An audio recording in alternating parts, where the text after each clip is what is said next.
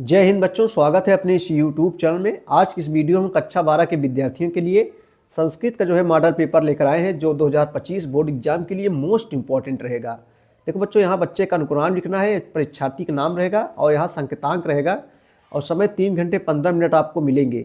और पूर्णांक रहेगा, पूर्णांक 100 अंकों का रहेगा। कितने अंकों का? 100 अंकों का रहेगा। निर्देश क्या रहेगा बच्चों? बच्चों सभी प्रश्न अनिवार्य रहेगा। प्रारंभ के 15 मिनट परीक्षार्थियों को प्रश्न पत्र पढ़ने के लिए निर्धारित है और प्रत्येक प्रश्न के सम्मुख उनके निर्धारित अंक दिए गए हैं। ठीक है, चलिए हम लोग पहला क्वेश्चन देखते हैं। आइए बच्चों, पहला क्वेश्चन है, देखो गद्य। पहला क्वेश्चन, निम्नलिखित गद्य खंड पर आधारित प्रश्नों के उत्तर हिंदी अथवा संस्कृत में दीजिए। यहाँ से आपको बच्चों 10 अंक मिलेगा।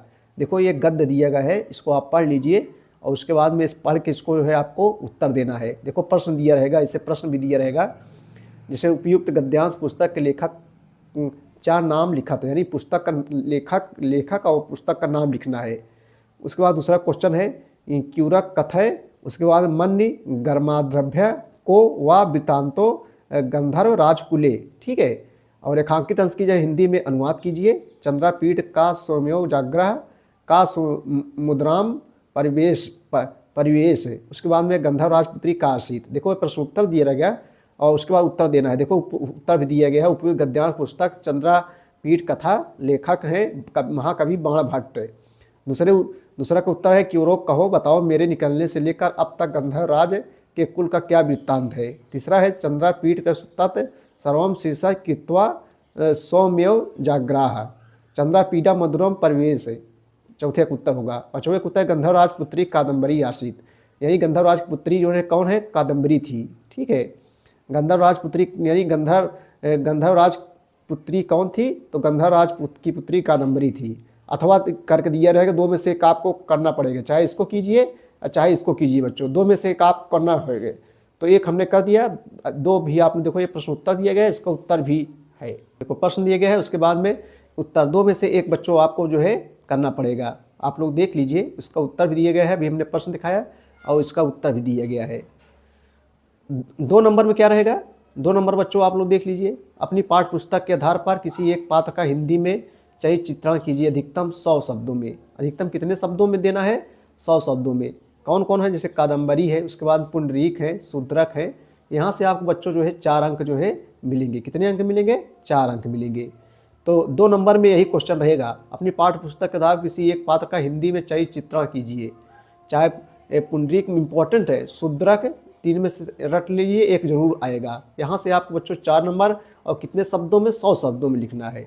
थोड़ा बहुत एक आध 2 शब्द कम ज़्यादा हो सकते हैं, चलेगा देखो 3 नंबर क्वेश्चन क्या है? बाण भट्ट की गद्य रचना पर संक्षिप्त संस्कृत अथवा हिंदी में प्रकाश डालिए, अधिकतम 100 शब्दों में। अधिकतम 100 शब्दों में। यहाँ से भी आपको 4 अंक मिलेंगे। उसके बाद में है 4 अंक। चौथा क्वेश्चन क्या है? चौथा क्वेश्चन, निम्नलिखित प्रश्नों को सही विकल्प चुनकर लिखिए। देखो चंद्रापीठ से पिता का, यही चंद्रापीठ के पिता कौन थे? तो का तारापीठ। यहाँ तारापीडा, यहाँ तीसरा हो जाएगा बच्चों। तीसरा सही जवाब तीसरा हो जाएगा। बाण भट्टस कादम्बरी अस्ति, तो खा का सही जवाब क्या हो जाएगा? कथा। यहाँ हो जाएगा बच्चों कथा हो जाएगा। ठीक है, यहाँ कथा हो जाएगा सही जवाब। चलिए अब 5 नंबर क्वेश्चन क्या रहेगा? 5 नंबर में क्या क्वेश्चन पूछे? निम्नलिखित श्लोकों में किसी एक श्लोक का संदर्भ सहित हिंदी में व्याख्या कीजिए। देखो श्लोक दिया गया है, यहाँ से आपको 7 अंक मिलेंगे। 2 नंबर संदर्भ पे और 5 नंबर व्याख्या पे। देखो दिया गया है, श्लोक दिया गया है, उसके बाद बच्चों इसका हिंदी में व्याख्या करना है आपको। देखो संदर्भ दिया भी गया है, ऐसे लिखना है आपको। प्रस्तुत श्लोक महाकवि कालिदास विरचित रघुवंशम महाकाव्य के तृतीय सर्ग से उद्गृत है, यानी लिया गया है। प्रसंग क्या है? प्रस्तुत श्लोक में आत्मसंतोष की प्राप्ति हेतु राजा दिलीप सिंह से कह रहे हैं। राजा दिलीप सिंह से कह रहे हैं, क्या कह रहे हैं? आइए देखते हैं व्याख्या बच्चों। हे मृगेंद्र, असफल प्रयास के फलस्वरूप मेरी यह बात जो मैं कहना चाहता हूँ वह अत्यंत हास्यास्पद है। फिर भी आप प्राणियों के मन के सभी भावों को जानते हो, अतः मैं अपनी बात कहूँगा। अथवा करके बच्चों 2 में से एक करना है, चाहे इसको कीजिए चाहे इसको। देखो इसका भी ये दिया गया। प्रस्तुत श्लोक महाकवि कालिदास द्वारा रचित रघुवंशम महाकाव्य के तृतीय सर्ग से उद्गृत है। प्रसंग प्रस्तुत श्लोक में नंदी गौ रहस्य का उद्घाटन करती हुई राजा दिलीप से कहती है। उसके बाद में व्याख्या भी दिया गया है। आप लोग बच्चों व्याख्या दीजिए, क्योंकि 2 में से एक करना है। उसके बाद में है 6 नंबर में क्या रहेगा, देखो आप लोग देखते रहिए हिंदी की व्याख्या 6 नंबर में। ऐसे बच्चों पूछा जाएगा पेपर में, निम्नलिखित में किसी एक श्लोक का संदर्भ सहित संस्कृत में जो है व्याख्या कीजिए। तो यहाँ से भी आपको 7 अंक मिलेगा। निम्नलिखित में किसी एक का, यानी 2 रहेगा, जहाँ भी अथवा लगे 2 में से एक करना है। जैसे दिया है श्लोक और इसका संदर्भ है प्रस्तुत श्लोक महाकवि कालिदास द्वारा रचित रघुवंशम महाकाव्य के तृतीय सर्ग से उद्गृत है। प्रसंग क्या है, श्लोक में राजा दिलीप नंदिनी गौ के आदेश का प्रत्युत्तर देते हैं। संस्कृत व्याख्या है माता यथा फलिता। उसके बाद में ठीक है बच्चों, संस्कृत में दिया गया है, आप देख लीजिए, अथवा करके दिया है, 2 में से एक आपको करना पड़ेगा, चाहे उसको कीजिए चाहे इसको। ऐसे भी इसका संदर्भ प्रस्तुत श्लोक महाकवि कालिदास विरचित रघुवंशम महाकाव्य के तृतीय सर्ग से उद्धृत है। प्रस्तुत श्लोक में नंदिनी गौ के कहने पर राजा दिलीप उठ खड़े होते हैं, इसी का जो है वर्णन किया गया है। उसके बाद में ये जो है व्याख्या दिया गया है। उसके बाद बच्चों 7 नंबर क्या है, कवि कुलगुरु कालिदास की काव्य शैली को अपने शब्दों में लिखिए। यहाँ 100 शब्दों में लिखना है, ठीक है। 4 अंक यहाँ का आपको जो है मिलेंगे, इसको जो है 4 अंक मिलेंगे। आइए 8 नंबर क्वेश्चन देखेंगे। 8 नंबर क्वेश्चन निम्नलिखित प्रश्नों के सही विकल्प चुनकर लिखिए, एक एक नंबर का रहेगा। जैसे के नंदिनिया सेवा नंदिन्या सेवा कृता, इसमें सही जवाब क्या हो जाएगा, 8 का पहला हो जाएगा दिलीपेन, यहाँ सही जवाब पहला हो जाएगा। दिलीपस्य दायिता का आसित तो खा का जो है दोस्तों तीसरा हो जाएगा सुदीक्षिणा, ये हो जाएगा दूसरा हो जाएगा, यहाँ पर सुदीक्षिणा हो जाएगा। उसके बाद 9 नंबर क्वेश्चन बच्चों हम लोग देखेंगे। 9 नंबर निम्नलिखित में किसी एक श्लोक का संदर्भ सही हिंदी में व्याख्या कीजिए, यहाँ से आपको 7 अंक मिलेगा। ये श्लोक है, इसका संदर्भ सहित मोस्ट इंपॉर्टेंट है बच्चों, आप इस श्लोक को जो है ध्यान दीजिए और संदर्भ सही हिंदी में व्याख्या करना है इसका। देखो श्लोक का आधा यहाँ दिया गया है। उसके बाद संदर्भ प्रस्तुत गद्य पद्यांश, ऐसे श्लोक प्रस्तुत पद्यांश हमारी पाठ्य पुस्तक संस्कृत के नाटक खंड में संकलित महाकवि कालिदास विरचित अभिज्ञान शकुंतलम के 4th अंक से जो उद्गृत है। प्रसंग लिखेंगे प्रस्तुत श्लोक में महर्षि कर्ण की आत्मसंतुष्टि का जो है वर्णन किया गया है। उसके बाद बच्चों इसका जो है व्याख्या हिंदी में जो है व्याख्या है दिया गया है, आप लोग देखते रहिए, अथवा करके दिया रहेगा, 2 में से एक आपको जो है करना पड़ेगा, चाहे इसको कीजिए चाहे इसको करिए, अथवा इसको करिए।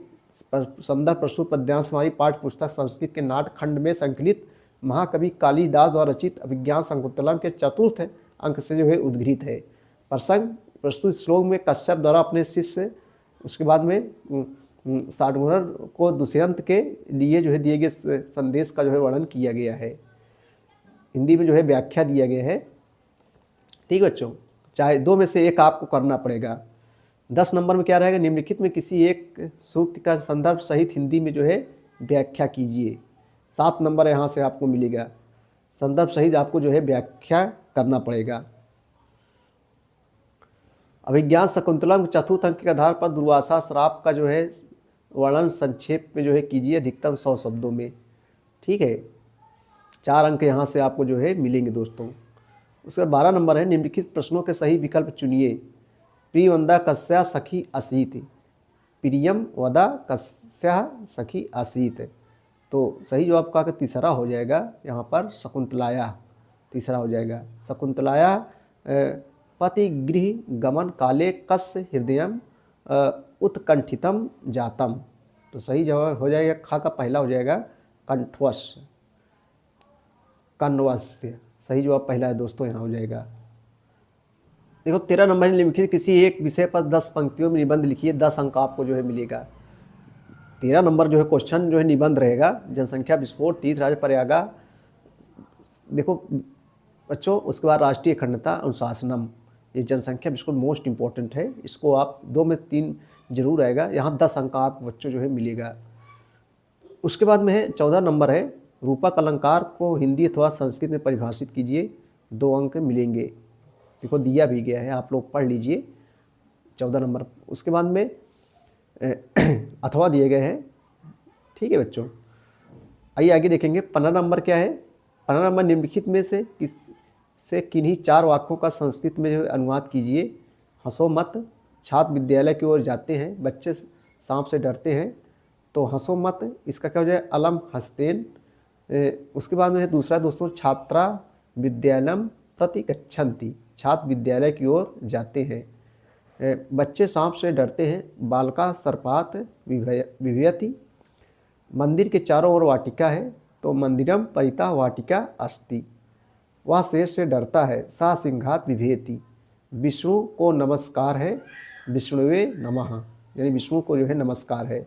16 नंबर में क्वेश्चन में दोस्तों जो है क्या पूछा जाएगा, निम्नलिखित वाक्यों में दिए गए रेखांकित पदों में किसी एक में नियम निर्देश पूर्वक विभक्ति का नाम लिखिए। ठीक है, किसी एक का करना है। तो आइए इसका उत्तर हम लोग देखते हैं। निम्नलिखित में वाक्य दिए गए रेखांकित पदों में किसी एक में नियम निर्देशक पूर्वक विभक्ति का नाम लिखिए।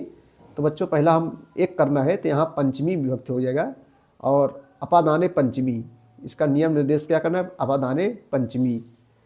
ख में है सीतय नमः, यहाँ रेखांकित पद में कौन सी विभक्ति है, तो ख में बच्चों यहाँ जो है चतुर्थी विभक्ति है, सही जवाब जो है तीसरा हो जाएगा।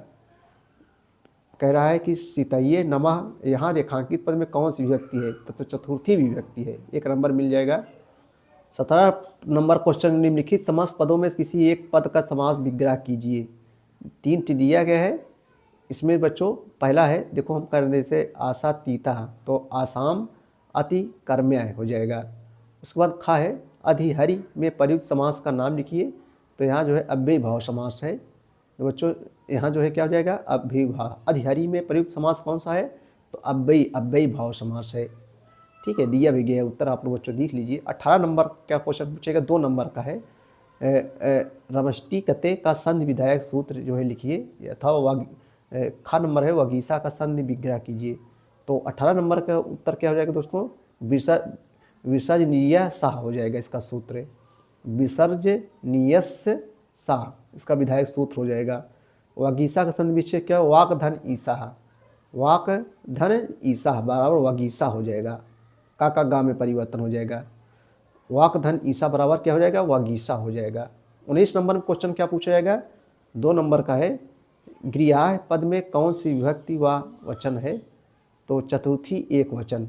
गृह्य पद में बच्चों चतुर्थी एक वचन है। ठीक है, चतुर्थी एक वचन, गृह्य पद में कौन सी विभक्ति है, चतुर्थी एक वचन है। उसके बाद में युष्मद शब्द का षष्ठी बहुवचन रूप क्या होगा, युष्माकम हो जाएगा, सही जवाब बच्चों यहाँ तीसरा हो जाएगा। ठीक है, युष्माकम हो जाएगा। युष्मद शब्द का षष्ठी बहुवचन रूप क्या होता है, युष्माकम हो जाएगा। आगे देखें 20 नंबर में क्या क्वेश्चन पूछेगा, नयेत पद का पुरुष एवं वचन लिखिए। नयेत शब्द का पुरुष एवं वचन लिखिए, तो प्रथम पुरुष एक वचन हो जाएगा, यहाँ पर प्रथम पुरुष से एक वचन हो जाएगा। ठीक है दोस्तों, प्रथम पुरुष से एक वचन हो जाएगा। अस्था धातु का लोट लकार मध्यम पुरुष द्विवचन में रूप होगा, तो यहाँ पर क्या हो जाएगा, तिष्ठतम, सही जवाब दूसरा हो जाएगा बच्चों, सही जवाब दूसरा हो जाएगा। आगे देखेंगे 21 नंबर में क्या क्वेश्चन पूछेगा है, दानम पद में प्रकृत तथा प्रत्यय का उल्लेख कीजिए। तो यहाँ पर हो जाएगा दा प्लस ल्यूट बराबर दानम।